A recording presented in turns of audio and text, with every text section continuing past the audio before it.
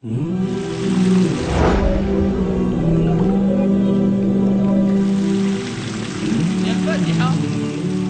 elle est appelée, elle a plusieurs noms. Fatihatul Kitab, Ummul Qur'an, Al-Asas, Al-Kafiya, Al-Shafiya. Elle a plusieurs noms qui ont été établis dans le Coran et la Sunna et donnés par les salaf et par les savants. Al-Fatiha, c'est A'zam Surah fi Kitabillahi Azza wa Jal. C'est la sourate la plus grande, la plus importante dans tout le livre d'Allah subhanahu wa ta'ala. Et c'est pour ça qu'on commence par Surat Al-Fatiha et c'est l'ouverture. Et c'est Ummul Qur'an, la mère du Coran. Fatihatul Kitab, l'ouverture du Coran. Al-Ulama, ils ont dit, Surat Al-Fatiha, elle résume les grands sens et les priorités qui sont essentielles et qu'on retrouve dans tout l'ensemble du Coran. Mais Surat Al-Fatiha, elle est considérée comme celle qui guérit par la permission d'Allah. Le prophète, il l'a appelé aussi Al-Ruqya. Il a dit c'est une Ruqya. Surat Al-Fatiha. Maintenant, il y a des gens, ils vont venir, et peut-être, et sûrement moi le premier, même si tu récites Surat Al-Qur'an kullu, min Surat Al-Baqarah ila Surat Al-Nas, ala ahad al-ikhwa, yani, ربما il a été touché par un djinn ou un mas ou je ne sais quoi, eh bien ici, tu vas voir aucun effet. Alors que les Sahaba radiyallahu anhum wardahum, ils venaient poser leurs mains. Alhamdulillah. ربما la plupart ils arrivent à إياك نعبد وإياك نستعين. La personne elle se lève, elle part avec plus rien. Parce que c'est quoi? Est-ce que c'est les textes qu'on va accuser ou c'est la personne qu'on va accuser? C'est toi qu'on accuse, c'est pas le texte. Le Fatiha c'est une cause de guérison. Le Coran, le Karim tout entier c'est une cause de guérison, et particulièrement Surat Al-Fatiha. Allah dit وَنُنَزِّلُ مِنَ الْقُرْآنِ مَا هُوَ شِفَاء وَرَحْمَةٌ لِلْمُؤْمِنِينَ. Et on a descendu dans le Coran ce qu'il y a comme guérison et miséricorde pour les croyants. Il y a une guérison dans le Coran, mais particulièrement dans certains versets et certaines sourates où le prophète alayhi salam il a mis l'accent. Ayatul Kursi, c'est a'zamul aya, a'zamu aya fi kitabillah. Al-aya, on parle du verset. C'est Ayatul Kursi. Mais la plus grande sourate, c'est Surat Al-Fatiha. La plus importante sourate, Surat Al-Fatiha. Et le plus grand des versets, c'est Ayatul Kursi. Et Surat Al-Fatiha, qu'est-ce qu'il y a dedans? Il y a la glorification, la grandeur d'Allah Azza wa Jalla. Les noms d'Allah subhanahu wa ta'ala, on trouve des noms d'Allah Azza wa Jalla, les attributs d'Allah Jalla fi'ula. On trouve Al-Ibada, on trouve Al-Rububiyya dedans. On trouve l'assistance auprès d'Allah Azza wa Jalla. On trouve le fait de demander à Allah de nous écarter contre l'égarement, contre l'agissement sans science. Mais est-ce que quand tu récites Surat Al-Fatiha, tu l'as médité, tu as Surat Al-Fatiha, Alhamdulillah, Rabbil Alamin, Rahman, ouais, il a rien, je restais 100 fois. Ibn al-Qayyim, rahimahullah ta'ala, il disait, j'avais l'habitude quand j'étais à la Mecque, quand je ressentais une douleur, de prendre l'eau de Zamzam et de réciter 7 fois Surat Al-Fatiha, et elle est appelée aussi Sab'ul Mathani, les 7 répétés. Il récitait 7 fois Surat Al-Fatiha, et il disait, après cela, je n'éprouvais plus aucune maladie, et plus aucune douleur. Et c'est une guérison contre tous les maux.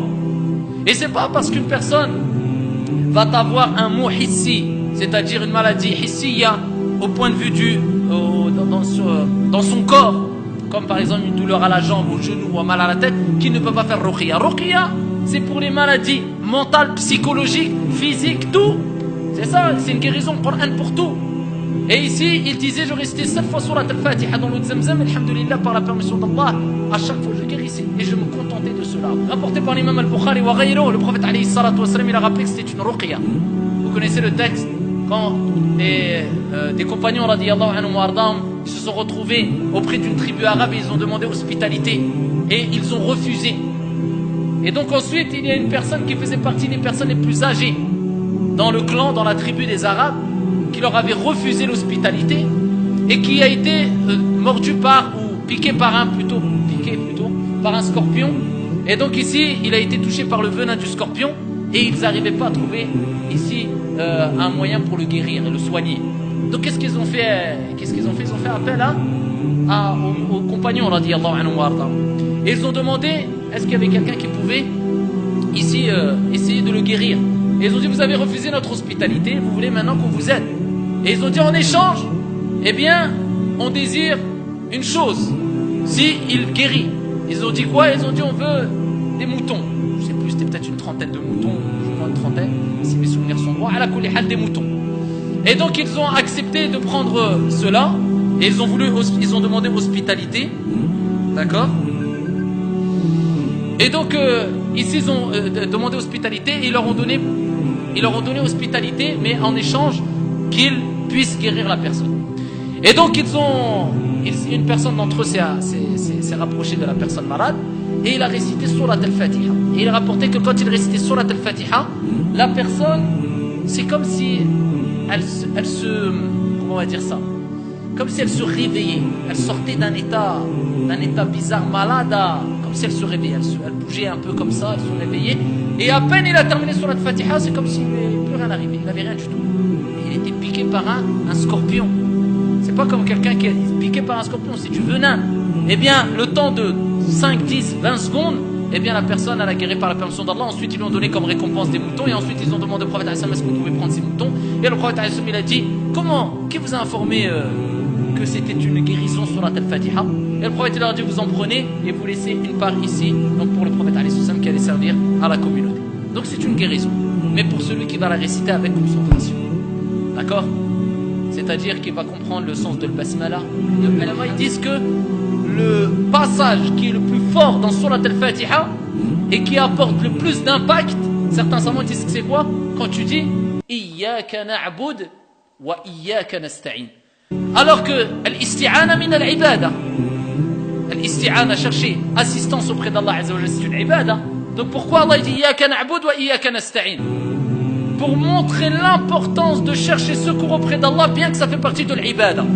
Pour insister dans le fait que tu dois chercher assistance auprès d'Allah, pas auprès des médecins ou des gens. Ça vient en second plan et c'est que sabab, c'est que des causes. Mais tu dois, avant tout, en début, au milieu et à la fin, chercher assistance auprès d'Allah Azza wa Jalla. Tout le temps. C'est ça ta priorité. Et réagir en te disant, ce n'est que des causes. Tout cela, c'est que des causes. Mais la plupart des gens, c'est quoi? Ils misent tout sur les médecins et disent voilà, alhamdulillah, Rabbil alamin yashfi, on va pas dire Inch'Allah, Rabbi yashfi. Mais c'est quoi? T'as mis quoi la priorité vraiment? Est-ce que t'as dit vraiment, je sais que c'est Allah à 100%, c'est que des causes? Ou est-ce que vraiment non, tu comptes à 190% sur les médecins et 10% sur Allah? Et la principale cause de guérison, c'est ta niya, c'est ça. Si toi tu as mis en avant, c'est Allah qui guérit. Allahumma anta shafi. Pourquoi on dit ça? Allahumma, c'est toi qui guéris. La shifa'a illa shifa'uk. Shifa'an la yuradiru saqam. Ya Allah, c'est toi qui guéris. Il n'y a aucune guérison si ce n'est ta guérison. Regardez les invocations, comment ils sont fortes. C'est pas simplement Allah et je fais, ouais, mais le médecin il a dit, ouais, cherche, fais les causes, cours.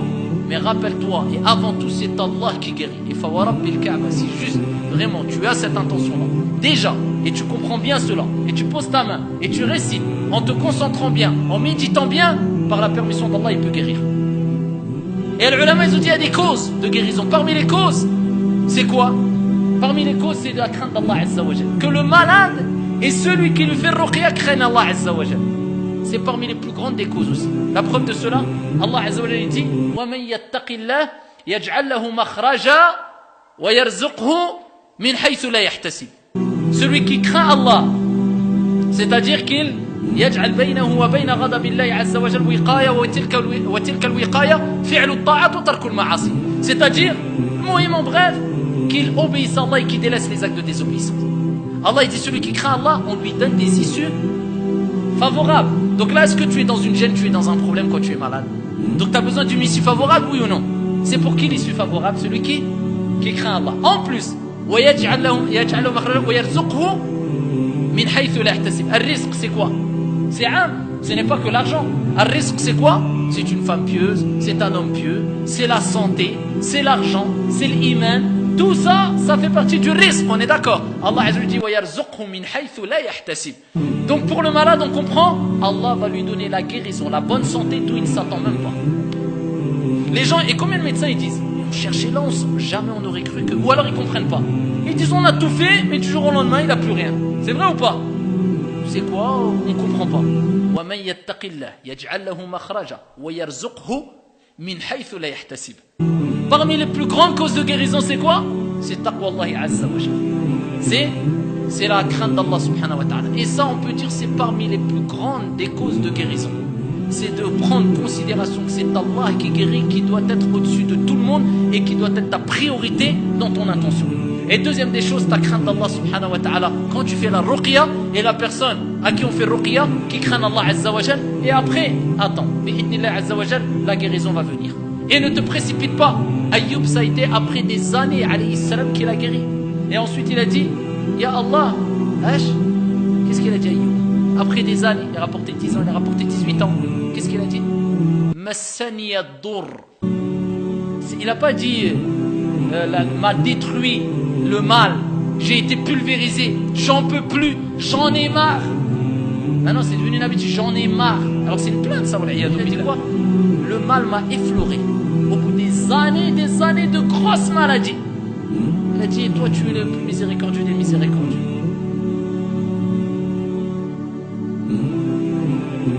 Il ne s'est même pas plaint, il n'a même pas dit Allah guéris-moi. Le mal m'a effleuré, c'est toi le miséricordieux. Allah l'a guéri.